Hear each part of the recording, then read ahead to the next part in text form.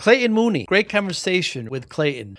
Fascinating background. He's from the New Orleans area, Louisiana area. Had, a really great childhood, as he described, successful high school, an athlete, student council, goes into the Marine Corps where he's really taught discipline and what he says, accountability. And shortly thereafter, he gets some tech experience, works in the industry a little bit, goes to apply for a tech job and thought he nailed it. And they turned around and said, you're underqualified, and really kind of reprimanded him. And he used that to create his new company, a managed service provider company, an MSP.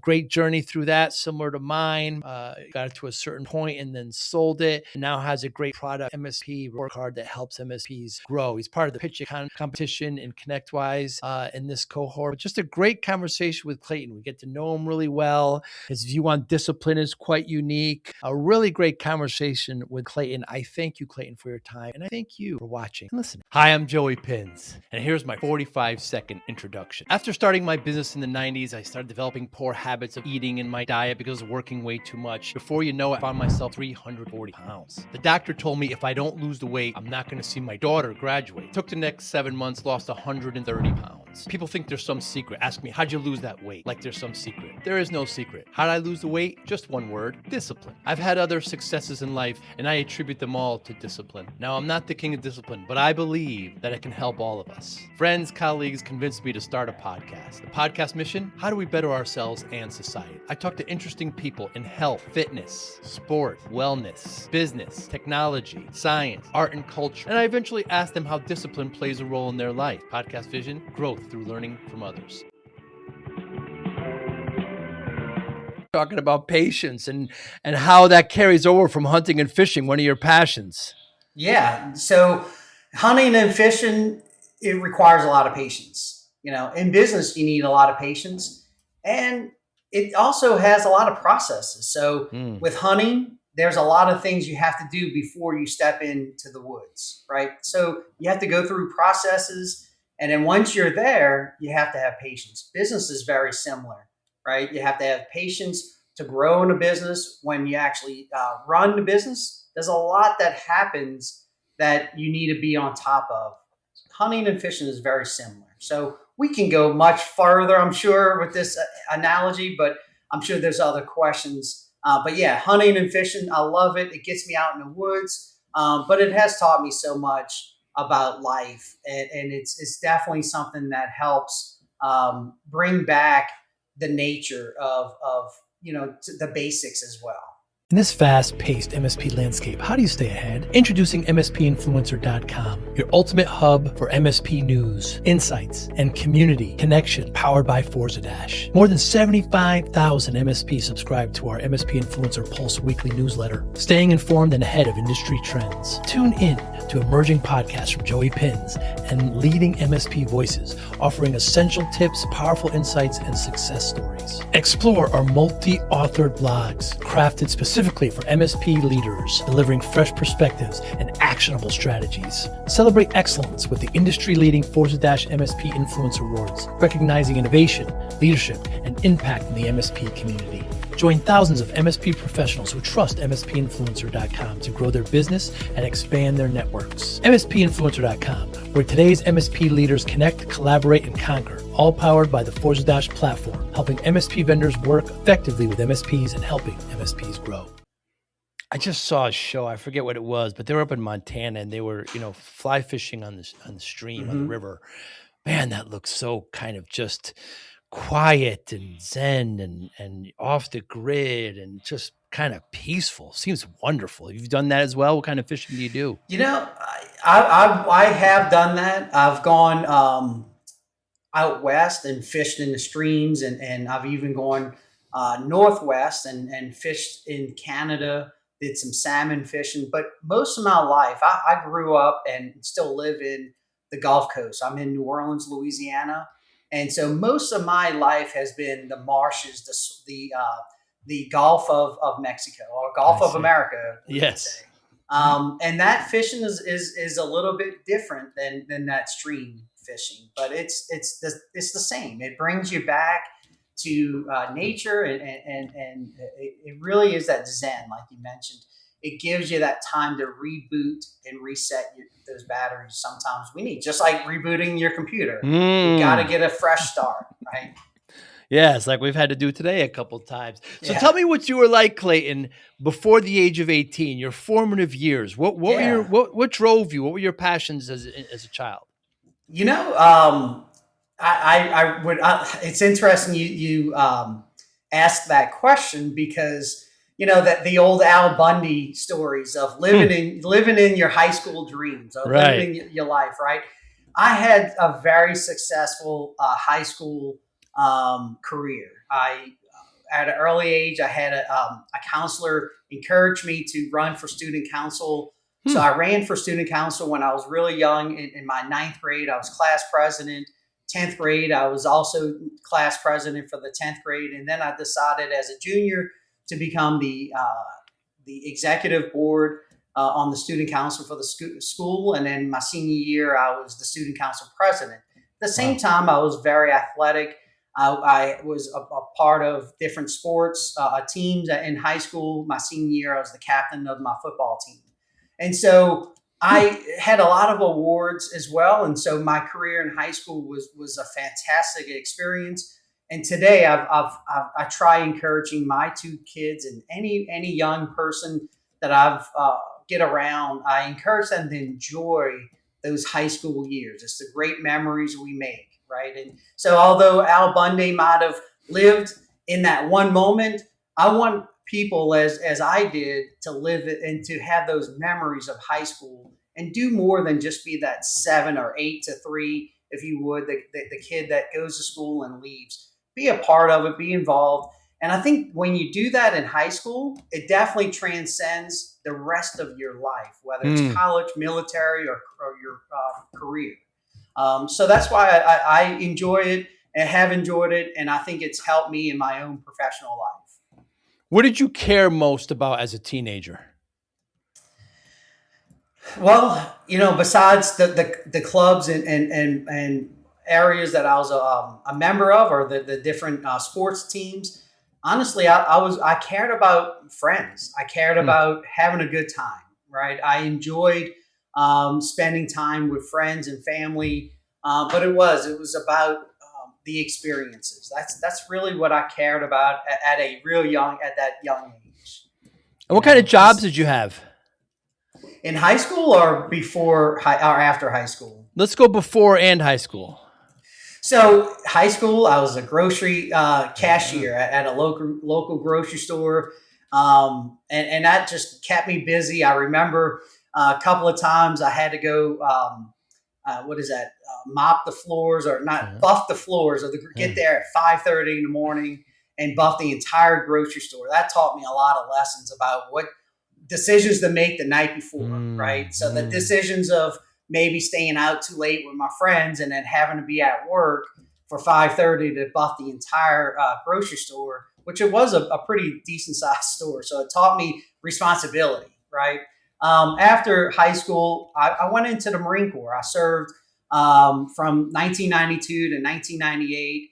So I extended my active duty enlistment a year and a half for a duty station that I was privileged to be offered. Again, I volunteered for everything, wanted every experience that I could. And then I think that wound up being a part of my success in the Marine Corps was volunteering and absolutely doing everything I could. I was meritoriously promoted. I had a personal accommodations, and then I had outstanding fit reps once I got into the rank of sergeant. So I completely enjoyed my time in the Marine Corps. From the Marine Corps, again, a volunteer. I volunteered. This was in the 90s. Computers weren't around. They weren't a big part of any real work life. I remember my CO came to us and said, "Hey, I need someone to volunteer to be a part of or learn about computers and to manage the systems here at the unit." And so I raised my hand. I said, "Look, I'm getting out in a couple of years when my time's up. I need to do this so I can maybe put a resume together for a job." And that's what I did. I raised my hand. I volunteered. And I learned just enough to put a resume together. And I was fortunate when I got out of the Marine Corps to get my first IT job. And that's how I got into the IT industry. What did the Marine Corps teach you? I mean, obviously there's discipline there, there's structure, there's methods, there's forms, but beyond that, what did it teach you? Accountability. That is, I think, the hallmark of my experience is accountability. And that really transcends to where I'm at today in the business that I'm growing and trying to develop for other businesses, is that accountability. I've kept that accountability all throughout my career. For the last 25 plus years in the industry, I feel like if a client I work with, whether I was working for another business or when I own my own MSP, I believed in one thing: do what you say what you do. That's a part of accountability. Is if I say I'm going to do it, I'm going to do it. And you don't have to worry about whether it's going to get done or not. And I think that's something the Marine Corps has taught us and taught me is you set out to do it, get it done, no matter what the circumstances are. Just get it done. And so accountability is a big part of, I think, my success. And I would say those that follow the accountability, if you're going to do something, do it right and do it to the completion, to its end. What do you think something's most civilians misunderstand about accountability? I think civilians, if you would, I've been I've been in the civilian world for more time than I was in the military time, but I absolutely think, sometimes civilians think accountability is a checkbox, right?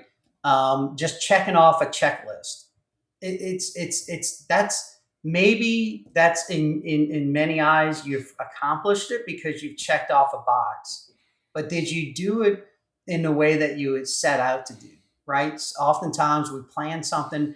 And again, if you just go back to your personal life, you plan things in your head, you have this grand idea of something, but when you actually start working through it, it's such a smaller result because you didn't follow through everything you should have or intended to follow through. Again, a small example, you go to the beach and you say, "Oh, I'm going to build this huge sandcastle. I'm with my kids. I want to show them this massive experience of the beach and this big old sandcastle."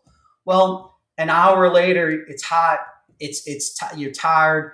You're kind of thinking, "Man, maybe I was a little too ambitious." And then the sandcastle is barely even standing by the time you're done. And again, that happens. And maybe that's not a great or fair analogy to parents out there, because I've been there, right? In the sands trying to build that sandcastle.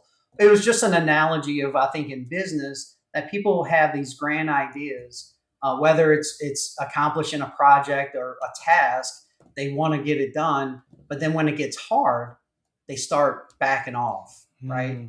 They start stressing or they start pushing back maybe what they're expected to get done because it got hard. And I think in the Marine Corps, it teaches you mind over matter, right?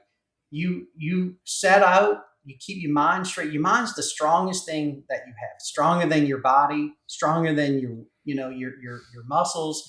So your mind has to tell you, continue to push forward, continue to move forward. So I think that's the big difference, is when the civilians, and again, this sounds so despairing by me saying civilians versus military, but I do think in the Marine Corps, they teach you what the mind can do. If you set your mind and you focus on it, you can accomplish anything. So Clayton, in 2001, you started your managed service provider from your MSP, which is outsourced IT. What were you overly confident about at that time? Not to renege on the ambitions that I just mentioned, my overconfidence, I was overly confident to prove that the person that didn't hire me right before I started the business, that I was going to be better than he was, right? So quick story, I went on after I left a company I was with in Dallas. 9/11 hit. I decided to move home to be closer to family. I was unemployed, which was fine. I had saved some money up.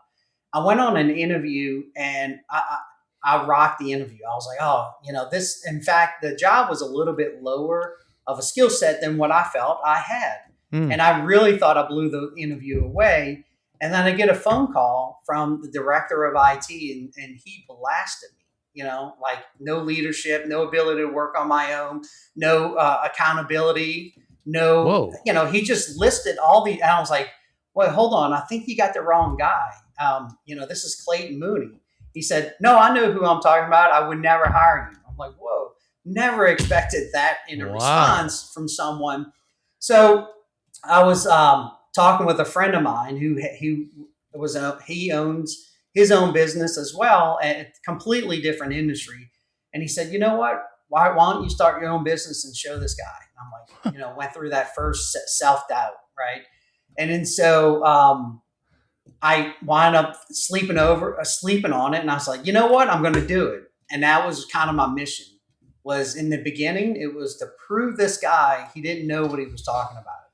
And I think, unfortunately, I don't remember who he was. I don't know his name. I wish I did, but I don't. But he motivated me, right? He motivated me to do something that I knew I could do, and more than what he saw in me. He actually gave you a gift. He did. Absolutely. Absolutely. And what nearly broke you building the company? Oh, oftentimes, I've had several, IT's a tough, MSP or outsource IT is a tough business. It is. It's you have a lot of responsibility. You have responsibility for your employees, your clients, the business, the income, the payroll, and a lot of times MSP owners, guess what? 90 something percent. I think someone said 98%. I don't know the exact percent. We were all technicians, right? Yeah. Engineers that started a business with probably very little business experience. And so that makes running the business, when it becomes an actual business and no longer a subcontractor or just a hobby, if you would, when it's a business and you have payroll and you have employees and you have clients and you have responsibility, a lot of times we don't have that business background. We didn't go to college and and receive the business degree or any other, advanced experiences in running businesses. So what's almost broke me is a lot of the things just running the business itself, but just, having employees that, all the time, I always take accountability for 100% or responsibility, and so there was several times that I thought, this is it. I just want to go cut grass, right? Mm-hmm. And so there were times that it was just frustrating, or I felt very at risk.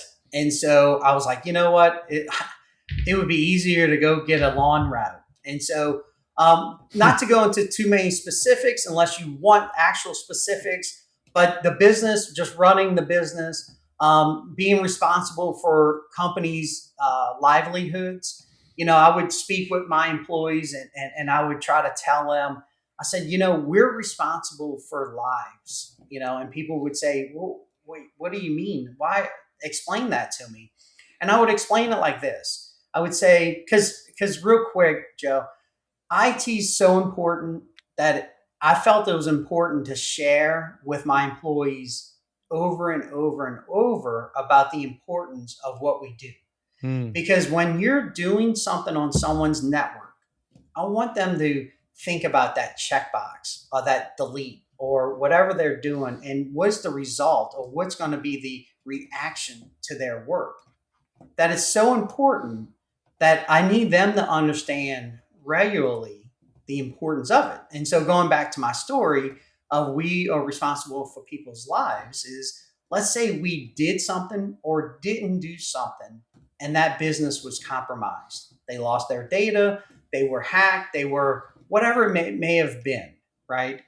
And the reason why we're responsible for lives is what happens when the owner of that business walks in and all their data is missing? Mm-hmm. How does he recover? How does she recover? So if you have a company with 20 employees and let's say half are married and they have spouses, half of that group, half have children. We used to have a census of 2.5 kids. So you add that into it. And then most of them may have an animal if you want to add animals, pets. But at what point does that owner come in and say, we're going to need to make a cut? We need to trim down because we lost something, data, information, revenue. I need to start firing or letting go employees. Those people that will let go, we just affected their lives. That's how important what we do is, and that's why it's so important, is because what we do can result in people's lives. And so I want everyone to understand that. And I want everyone to be able to, when they work, be responsible and know the gravity of the type of work we're touching. We're not just fixing printers. We're not just setting up email. We're affecting their business. Take everything serious. Take everything as if it was your business and your information. And so again, I lived with those type of meetings with my employees because I wanted them to understand that it's not just a hobby. This is real life. This is real world, and it affects people if we make mistakes. Yes, it certainly does. We're just not fixing computers. It's, it's the livelihood. It's the, bloodline of the business. Were there moments where you thought that this may fail, the MSP, the business? Oh yeah, absolutely. Yep. I remember specifically one time I had a very, they say, try not to get that large client that takes a big portion of your revenue. Well, I had a pretty decent sized company that I worked very hard to earn. Right. I started doing just basic work with them at first, and then we took over their entire industry. It was $1 billion business. And we started doing all their IT work. And, they happened to hire one of my employees, which I was fine with at the end. But that was, it is what it is. They wanted someone on staff to be a higher management level, not really the support help desk. Well, a year later, that person fired me, former employee. I get him this great job with a very great company. And then he turns around and fires me. Well, it was a big portion. It was probably at the time my largest revenue client at the time. And so I had to look at the balance. I had to look at the bottom line and say, what do I have to do? I just lost this huge income. I have all these employees. It's not adding up. So that's where I quickly had to reinvent. I had to come up with a solution, a service, something that I could sell to my clients quickly that would resolve that gap in revenue. But at that moment, when we lost that agreement, that's when I thought the end was near, right? Wow. But then I buckled in and I created an offering, and then I wound up replacing that revenue in 6 months. And so I was very fortunate and very determined, if you would, to be able to put something like that together. And because I had such great clients, and again, they didn't know, I didn't share with them what was happening on the business side and what losing a client. Again, that's not something I would want to share with anyone as far as client goes. But I knew I needed to recoup that missing revenue. And so I created an offering where we were able to respond, sell it, and grow the business and get back to where we were within about 6-month time period. Wow. Very impressive, Clayton. So what was the emotional toll on selling your business, on selling the MSP? Yeah. So I sold the business, and it was one of those, what's the phrase? It's, it's you're happy but sad. I'm lacking the term I'm looking for, but bittersweet maybe. Yeah. I don't know about that one. I am, but I would go with bittersweet, right? Okay. I remember. So the reason, back up a little, I didn't want to sell the business. I had no idea I was going to sell the business. I received a phone call I met a CEO that I was very impressed with. He became actually a mentor of mine a few years prior. And so I met him at a conference. So this kind of leads to sales, right? So back up a few years prior, I wanted to turn my MSP to a sales organization. A lot of people fought that notion back then. This was in 2010, 2011. Sales was a bad four-letter word. Everyone was like, no, you can't do that. You're going to run your service delivery. This isn't a sales business. This is a service business. And so I kind of sat on it for a little bit, met with other business owners, went to conferences. I heard the same thing over and over. Build your support desk, your support offering, continue to grow organically, continue to grow through services. But no one was talking about really sales, like becoming a sales organization. And so I went to a conference. The CEO was a not the keynote speaker, but a break-off speaker. I went and watched his presentation. There was a couple hundred people in the room. I was sitting there. I sat up in my seat, and I was like, "Wow!" I finally met someone. And he wasn't an engineer, technician turned to business owner. He was a hired gun that was brought in that had other successful businesses that he ran. That this MSP, national MSP, brought in to run their MSP. So he was from a different cloth. So I sat up in my seat, and I was like, "Wow, this is someone I've been wanting to find all in the last several years." After the presentation, I shook his hand, grabbed his card, told him I would get in touch with him. 2 weeks later, I sent him an email saying, "Hey, I'll pay to go through your sales training, sales model, whatever it takes. I want to learn from you if you wouldn't mind." He calls me 2 minutes after receiving the email and says, "Hey, I'm not charging you anything." He said, "In fact, of about 100 and some people that shook my hand, you're the only person that got in touch with me. So I'm going to work with you. I'll teach you some things and get you started." Wow. So that's what we did. We worked together. He showed me, he didn't give me his secret sauce, but he gave me enough to get started. So I got started, I started running, and I turned into a sales organization.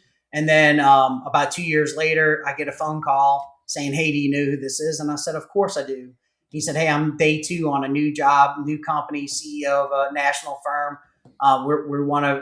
He gave me the plan, right? We're going to grow. We're going to buy companies. We're going to have a 50 to 250. We have a lot of money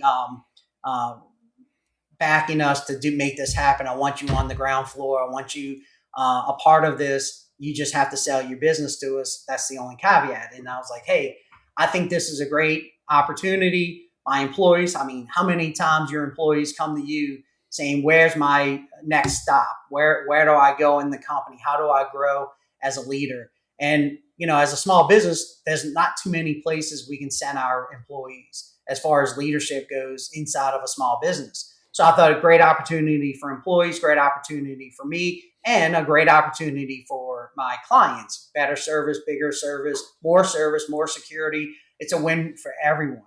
So I decided to sell the business and sell the MSP.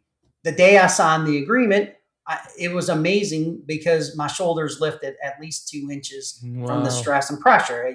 That was the original question, was what was the emotions of selling? And that was the moment I sold, the release of the pressure and stress that I didn't even know I was under was instantly gone. Amazing. And so, again, I don't want to bore you with how I got to this point until you ask those questions, but that's the relief. I would say. When was this? This was 2018. 2018. Wow. Mm-hmm. So this is 8 years ago. Yeah. Very interesting. And so you have the MSP. Did you start making your product when you had the MSP or post? When I had it, yeah. So you have a scorecard. Tell me about it. The solution that I created to recap. Yeah. So it was something basic, but it was something that a lot of my clients didn't have. I created a little thing that's called Network in the Box. It's what we know of today as a HaaS solution, hardware as a service. There were HaaS solutions out there back. This was 2017, 2016. that was happening, right? But it wasn't being adopted like it may be today. But I created a very simple solution that could expand based on the sizes of the clients that I sold to. So it was everything a business would need, from firewall to switches to access points, all bundled into a rack, a small little rack. And we also included unlimited backup cellular internet. I put it on a monthly fee, and then people just bought it like hotcakes. It was, hey, do you want to buy this for anywhere from $12,000 to $20,000 for this box, or do you want to pay a couple of $100 a month? With the backup internet, it became a no-brainer. And so we just had people dying to buy it, and we sold it, and it was just a great solution, and it really helped. It was amazing how quickly that sold to our clients. And what's also amazing to me is I've worked for a couple of other MSPs since selling, and no one's adopted it. I've introduced it. I've brought it to them. We talk about it, but it's never been fully adopted. And that's the one thing I would say to anyone listening today is consider a network in a box solution. Make it easy for your clients. Make it a no-brainer, right? Make it so what we all want as MSPs is that monthly reoccurring revenue. So make the solution that it's monthly reoccurring revenue. Give them the option to buy it monthly versus annually. Again, it sounds very simple, and it is simple. I just have had a few people not adopt it. What if discipline wasn't about punishment, but about unlocking your best self? I spent 2.5 years writing Discipline for Greatness because discipline changed my life. And I know it can change yours too. This isn't theory. Inside, you'll find real, practical steps you can use immediately to focus better, build stronger habits, reduce stress, accomplish your goals, and bring more balance to your life. Whether you're trying to get healthier, improve your career, or simply feel more control, this book gives you the framework. Start today. Grab your copy of Discipline for Greatness at joeypinz.com/book. Thank you. And so you made that solution, and then, I mean, the issue now, of course, Clayton, is that there's a lot of remote people. So how do you have that kind of solution now when there's not kind of centralized? It's kind of changed a bit, the landscape. Yeah, you're right. So maybe the solution is not for every business. Anyone that has a brick and mortar or an office, that's a great solution. Right. Anyone that's 100% remote, well, we got to be a little bit more creative. I'm sure we can come up. We're all in the industry. We're all pretty smart people. I think we need to create something that can help those type of businesses. I was given some advice a long time ago. The guy who bought my company, not the CEO, right? The CEO, that's who he was. He ran the business, the operation. The man who bought my business was listed on the Forbes, richest man in one of the, $1 billion man, right? He gave advice, and I would give it to you and to whomever listened. One thing he said is the problem with small business owners is they think like small business owners. And I think that I said, why didn't you tell me that before I sold the business? Right. Because I think just that one term, so many things clicked for me. And that's been advice I've given to other business owners is think of that. Small business owners think like small business owners. And I think the other thing that really helped me when I worked for this national company was how are we bringing on all these clients, all these new businesses? And this guy who owns the business sleeps at night, right? He doesn't have his hands on everything. He's not touching everything. The CEO is not touching everything. And I think that's the thing that a lot of small businesses and MSPs challenge with is they want to touch everything. They want to handle everything. They want to have I hate using the word control, but in some cases it's control. It's not because they're trying to be controlling. It's because they're fearful. They're fearful of risk.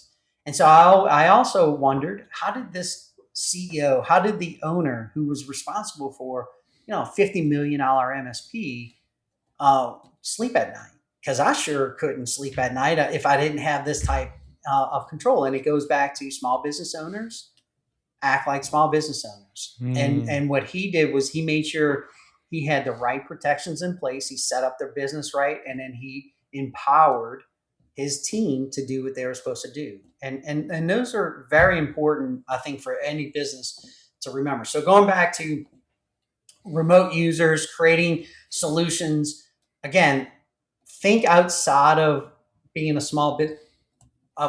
Think outside of being a small business owner. Think about who you want to be, inspire to be a much bigger business. And how would your future you as the CEO, you hear that all the time. What would you give your advice to the person, 10 years ago? Well, think of yourself in 10 years. Where would your business be?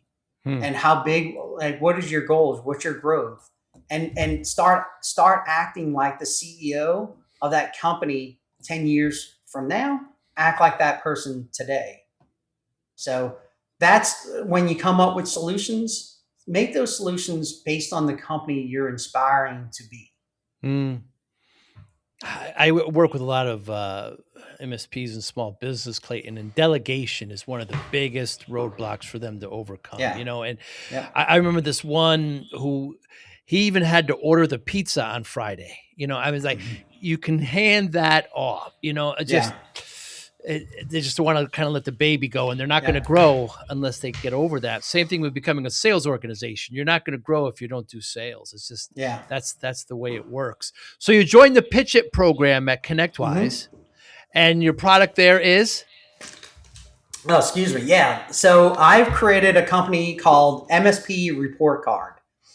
MSP Report Card covers a lot of the things we're talking about today. It's accountability, right? So all the years I've been in IT, client relationships have always been my hallmark. I believe in meeting, talking, and communicating. And oftentimes the old saying, good news needs to spread, bad news needs to spread fast. Good news needs to spread even faster. And I think sometimes we don't spread good news, right? Sometimes we just accept or keep the good news to ourselves. But MSPs, for the most part, do great work. They do great service, but no one knows about it, right? No one sees it because most MSPs, and I know this to be true because my years in selling against MSPs, is they're not talking to their clients. They're not meeting with them. And I think that's one of the biggest challenges is if I'm going to sell MSP services and I ask the business owner, when's the last time you met with your MSP when something's not broken or they're not trying to sell you something? The answer is usually never. And I just think that's a disservice to you and your own business, to your clients. And so I also think that oftentimes it's the challenge of having a system or process of having those conversations. And so that's why I created MSP Report Card, is to allow or give a tool to MSPs that they can use to go show their value back to their clients and stay accountable to them, stay accountable to your clients. Again, we talked about the lives that you're affecting. Well, show them, right? Show them what you're doing. And then in turn, it gives you the opportunity to assess your client's business. Are you doing everything that you say you should be doing or charging them to do? Oftentimes I get the phone call, man, Clayton, I wish I would have met with you. I just had a data breach or I lost a hard drive on my server and now all my data's gone. And my MSP told me everything was being backed up, and it wasn't being backed up. They thought they were backing it up. I thought they were backing it up, but when I needed to restore, I couldn't restore. And so again, it's not just the accountability back to your clients, which is for the most part, again, most MSPs are doing a fantastic job, but it's also the opportunity for you as the MSP to validate everything you're doing. So that's why I created MSP Report Card, is to give the MSPs the opportunity to show the value that you're doing on a daily basis. The same thing I've found, Clayton, keeping MSPs up at night have been pretty consistent last 6, 7 years. And I found that these three, one, cybersecurity. They're worried about their Mm-hmm. clients getting attacked. If they get attacked, they're going to, have to allocate resources, lose money. They might even get fired. Hell, they might even get sued. Mm-hmm. Two is just human capital. How are they going to keep their people happy? How are they going to get more engineers? Keeping the team together, keeping them fired up and going. And then lastly, just growth. We talked about sales. PE has poured in Mm-hmm. hundreds of millions of dollars. How are they going to grow? How does your product, your platform help them in these areas? Yeah, so I think that's a fantastic question, and I'm going to take a little bit of liberty to explain the what I where I believe the MSP industry is heading, Hmm. right? And where we're at today and where we were just a few years ago. Evolution, you know, life evolves. The MSP industry has evolved, right? A few years ago, 10 years ago, or however many years it may have been, people were selling MSP services, right? If you walked into someone that had a break fix, IT provider, you show up as the MSP, it was an easy sale. I got all these tools I can update, I can patch, I got your security or your endpoint security, patching. I can do all these things for you at one price, right? At a monthly price. Those were easy sales. That was 10 years ago, 5 years ago. And again, don't I could be off a couple of years, but 5 years ago, that product or that solution, the industry evolved to the security stacks, right? The compliance MSPs that walked in that said, "Hey, yeah, I do all of that. Plus, I have all these security products and solutions that help you with your compliance. I add all these additional protections." So those were easy to sell, right? Hmm. Because now I'm competing and again against the break fix, the MSP that provides a good service, but they don't have the same level of security. I'm getting more business, right? Well, where we're at today, the evolution, and you've heard this, MSPs in the industry have heard it. Everyone's providing the same service, the same products, the same security, different brands, different names, different tools, but it's very similar, right? But so how are you going to defend? How are you going to be different? How are you going to be different in the market space at this point? Well, the industry's shifting. The break fix, or not the break fix, the fix it guy, the support, call my help desk. I open a ticket. We resolve your issue pretty quickly. We have good response time. We provide the security. All of that is happening today. Where we're shifting is, are you also going to be the strategic advisor?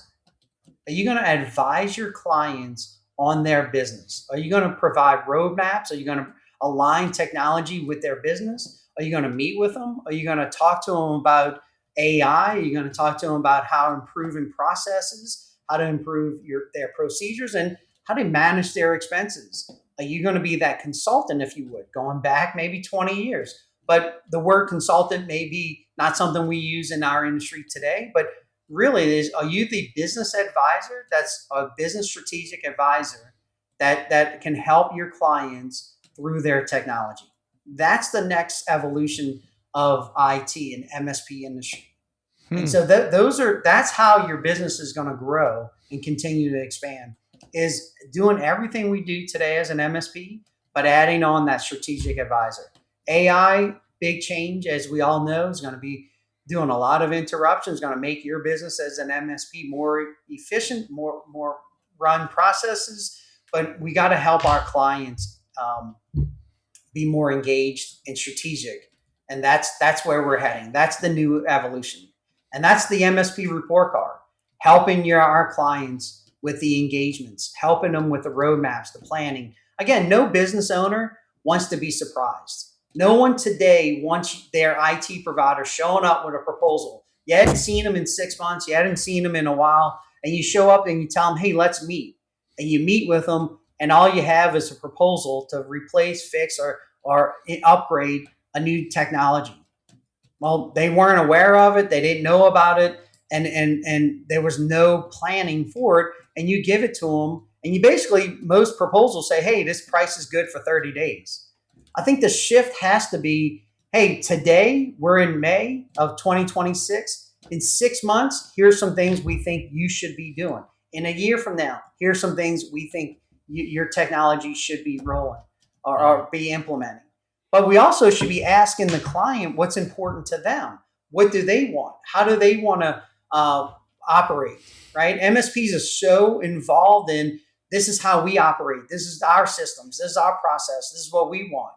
But we never ask them. And so that's a part of my platform is to engage with the client and ask them, should we know what our clients' 3 main business goals are for this year? Yeah, we should. Should we know what their expansion goals are? Yes, we should. Those are the questions you get to ask and get your clients to answer through my platform. Because you put in a proposal knowing nothing about what the business is planning to do in the next 6 months, 12 months, or 36 months, and you're putting a proposal in place, and the client unfortunately doesn't know any better, and they're probably approving it. And then in 6 months or 12 months or 30, whatever time frame it may be, maybe not 36 months, they come to you and say, hey, we just bought 3 businesses. Well, that proposal was only good for the business that I knew about. So it's so important that you have these meetings and you understand and you let the business tell you what's important, right? Here's another thing that I think we as an industry, as simple as, how do you want to be supported?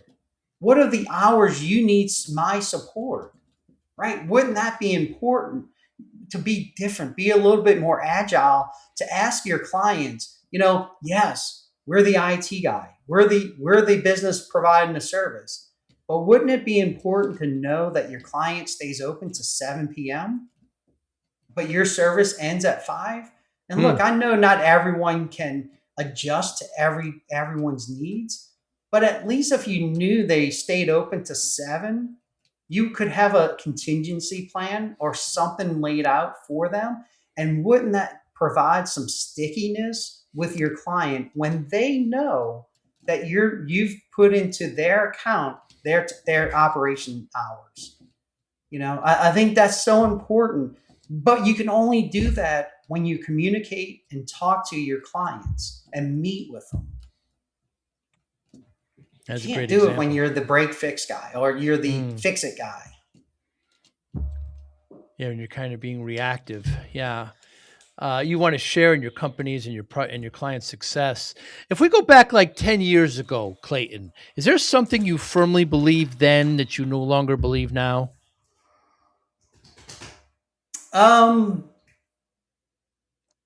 Yeah, I mean, I think that the reality of what do I believe 10 years ago that I don't believe today when it comes to business, I definitely think, I had something that I wanted to say, and I don't know why I just lost it on the top of my head. Something firmly believed 10 years ago that you no longer believe now. Yeah. I'll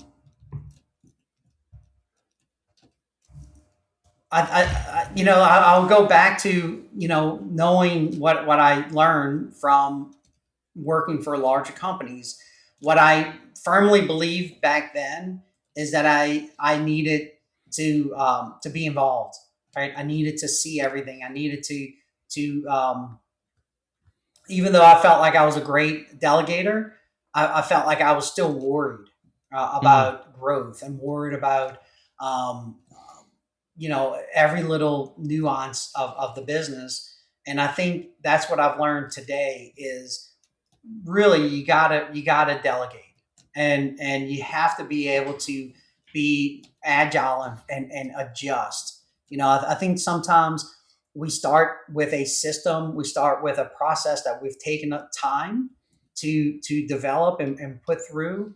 Well, by the time we got it perfect, well, things have other circumstances may have changed. So Hmm. I think making sure that you don't it doesn't have to be perfect as a process. It doesn't have to be perfect. You got to just get it right. I think I've heard some very wise people offering that advice is, you know, making something perfect that never gets launched is zero versus making something that is good enough that you can start with is all you is what you need, right? You Hmm. need to start the business, or you need to start your process.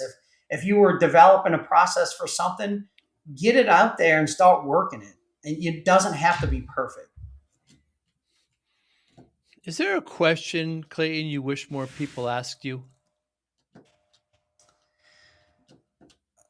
In business, yeah. I mean, I wish people would ask. I wish people would ask me, what like as far as the MSP industry and selling my business. Ask if you're looking to sell or if you're in that market. I wish people would reach out and ask me, what was my experience? Why did I sell? And would I sell it again? Would I Hmm. do it all over again? And I think I would give a fair pros and cons, things that people may want to think about before selling their business. And I think sometimes people sell because of what I told you. Maybe you're under a lot of stress and under pressure that you're not sure of the next step. And so I wish people would ask me before they sold their business, how do I get to that next step? And I think I would take some advice I was given by another mentor in business that had nothing to do with the IT industry. That was just a business mentor. And those are probably something that I would probably tell you is if you have self doubt and that's why you're selling because you're thinking you just want to go back to being a technician, but you've already grown a decent business. Maybe you should ask someone in business that's been there, how do I get to that next leap? Or how do I continue to progress? Because selling your business is a big deal. It's a lot bigger than just a payout or a new job. It will change your life, and maybe you should have those conversations with someone that's done it once. Want to show your love for discipline, inspiration, and the Joey Pinz podcast? Now's your chance. Introducing the brand new Joey Pinz merch store, where style meets discipline. Choose from premium apparel, cozy hoodies, stylish hats, durable bags, and your new favorite coffee mug, all featuring the iconic Joey Pinz logo. Perfect for podcast fans, discipline enthusiasts, or as unique gifts for friends and family. Every purchase supports the Joey Pinz Discipline Conversations podcast, helping us continue to inspire greatness and promote positive change. Visit joeypinz.com/store today and wear your discipline proudly. Joey Pinz merch. Wear it, share it, and live it. Before. So I started my MSP back in the 90s, Clayton, and I was working way too hard and, 14, 16-hour days, you're no stranger to this, and putting my health in the back seat, and I stopped working out and I was just Yeah. working so much. And next thing I know, I'm in front of the doctor. She tells me I'm at 340 pounds. So I Hmm. had gained all this terrible amount of weight. I knew I was getting big, didn't think I was that Yeah. big. And she says to me, if you don't lose this weight, you're not going to see your daughter graduate. So my daughter was Hmm. just born. Scared the life out of me. Spent the next 7 months, lost about 120 pounds, and I kept it off. So when I tell people this, they always say, "What's your secret? What did you do that?" And I said, "There's no secret, just discipline, right? Routine, focus, willpower." How does discipline play a role in your life, Clayton? Yeah, discipline is extremely important, and I think we all, even my years, even though I was spent all those years in Marine Corps learning discipline, accountability, and esprit de corps, discipline is something that I think we can all struggle at different points in different areas, right? Going back to the same experiences you had, focused on business, focused on growth, running the business, had some a lot of business distractions. So your personal health, your personal lives kind of take that second seat, that back seat. And so I would love to sit here and tell you I'm the Tony Robbins of MSP, and I have 100% discipline and powerful life, and I've never wavered once, because that would not be true at all. I've set my goals, and oftentimes I've set them, and I didn't make every goal I've set out to have. Health, weight, I battle those as well. But when it comes to discipline, again, it's something that we have to look at. What is it that we're trying to do? What's our goals? And the old saying, write the goals down, right? And reiterate them every day. Look at them and focus on them. Affirmations are super important. In my belief, I believe, you say something, you're going to believe it. That goes back to discipline. But again, discipline is very important as a business owner, as an employee, as a leader, and as a family member, a husband, a father. There's so many different aspects in life that goes back to how disciplined are you. And when I've seen the most success in my life, whether it was weight loss or health, exercising, or business growth or personal growth, is when I was at the most disciplined in those areas that I was focused on. When I was really looking at having the most success is when I was the most disciplined. When my success maybe have gone down or my weight has gone up, it was when I wasn't as disciplined. So now I'm not a perfect man. I'm not a perfect person.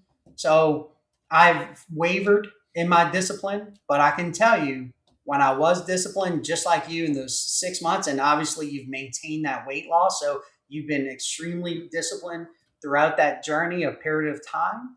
And I can just tell you, when you just make a decision and your mind is set, you're going to make it happen. And that's a part of your discipline. I don't know if I answered it, but I think I gave some examples. No wrong answer. No wrong answer at all, Clayton. What motivates you? That's to me the easy thing that says what motivates me is I think my family. I have a son and I have a daughter, and I'm married to a wonderful wife, Christy. My daughter is 13 years old, heading into high school next year. My son's a freshman and they both finishing the school year as we speak. But they discipline. I mean, they motivate me. Those are the things that I live for, right? I live for my family. And I didn't know what that meant. I remember someone telling me my life is my children's lives. And I didn't know that when I was a young man without children, because I saw other people lead, ball games, ballparks, dance recitals. Their entire life was driving their children from A to B and going one place to the other. And I didn't understand that. I was like, wow, that's interesting. No judgment, but I didn't understand it. I had children and instantly knew what they meant and knew what it was. And so that's what motivates me is I want my children to have a better life than I ever had. I want my children to be more successful than I ever was and or will be.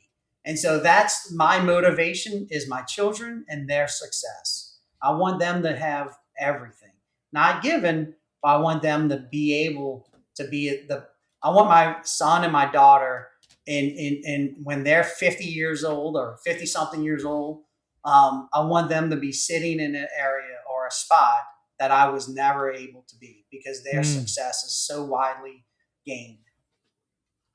So given your motivation of family, of legacy, how do you measure success, Clayton? When it comes to success with my family, that's I wish I could say, hey, for both my children, success would be they both went to Ivy League. They would both go to Ivy League colleges. They would both have executive positions or own a widely successful business. Those are very great goals. And I think a lot of people have that for their children. My success for my children is simply to be, again, I want all of the financial, I want everything for them. But my measurement is, are they good people? Right? Are they people that other people want to be with and around? How do they make their friends feel when they're with them? That's success to me. All the other stuff I want for them, I dream for them, but at the end, it's, are they a good? We're Catholic. Are they a good Catholic, good Christian? Do they believe in God? Did they have a relationship with God? And are they good people? Do their friends and family members enjoy being with them? And do they make their friends and other family members better for being with them? Absolute pleasure talking with you today, Clayton. I really, really appreciate it. Those who are watching and listening, how can they get in touch with you? Yeah, it's real simple. I have a website. It's mspreportcard.com. You can, go down, contact me through the site. I'm also on LinkedIn, Clayton Mooney. I don't know the actual handle right off my head, but you can search for me. And there's not too many Moonies, Mouney. Feel free to reach out to me on the website. There's a phone number. There's a contact me form. Love to talk to anyone. And I really appreciate it, Joe, for you having me on today. This was a great experience, great opportunities, and the questions. Wow, what amazing questions you asked today. I wasn't anticipating most of them, and so you had me on my feet today, really thinking back to things that I hadn't thought about in many years. So once again, it's been a pleasure. I hope to maybe continue to chat with you in future weeks, months, and hopefully I'll see you on stage at the Pitch It IT conference. Most certainly. Instagram, you're at MSP Report Card, mspreportcard.com. LinkedIn, it is Clayton Mooney, just your name. I'll make sure to put it in the show notes. Clayton, you be well. Look forward to finally meeting you face to face and, I don't know, having a cup of tea or something. Sounds good. Thank you so much, Joe. Thank you for listening and or viewing Joey Pinz Discipline Conversations. Please share this episode with one or two of your friends who you think may benefit from the episode. Our website, www.joeypinz.com. There you'll find lots of resources and you could join our mailing list. Please follow us on all our social media, Instagram, Twitter, and Facebook. Podcast information, the video version of our podcast is on YouTube. Please subscribe. Audio is on all major podcasting platforms. Please follow them. And if you like it, please consider giving 5-star rating. Would really appreciate that. Thank you again for listening or watching Joey Pinz Discipline Conversations.